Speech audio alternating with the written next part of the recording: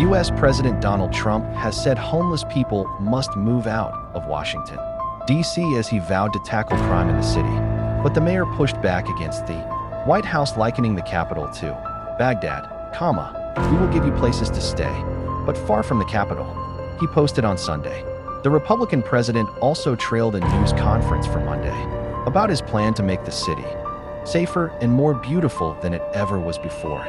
Mayor Muriel Bowser, a Democrat, said, "We are not experiencing a crime spike." Trump signed an order last month making it easier to arrest homeless people, and he last week ordered federal law enforcement into the streets of Washington, D.C.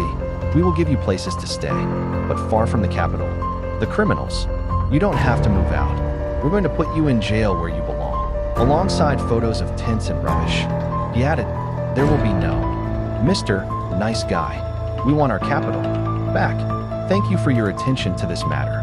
The specifics of the president's plan are not yet clear, but in a 2022 speech he proposed moving homeless people to high-quality tents on inexpensive land outside cities, while providing access to bathrooms and medical professionals. On Friday, Trump ordered federal agents, including from the U.S. Park Police, the Drug Enforcement Administration, the FBI, and the U.S. Marshals Service, into Washington, D.C. to curb what he called totally out-of-control levels of crime. A White House official told National Public Radio that up to 450 federal officers were deployed on Saturday night. The move comes after a 19-year-old, former employee of the Department of Government Efficiency (DOGE), was assaulted in an alleged attempted carjacking in Washington, D.C.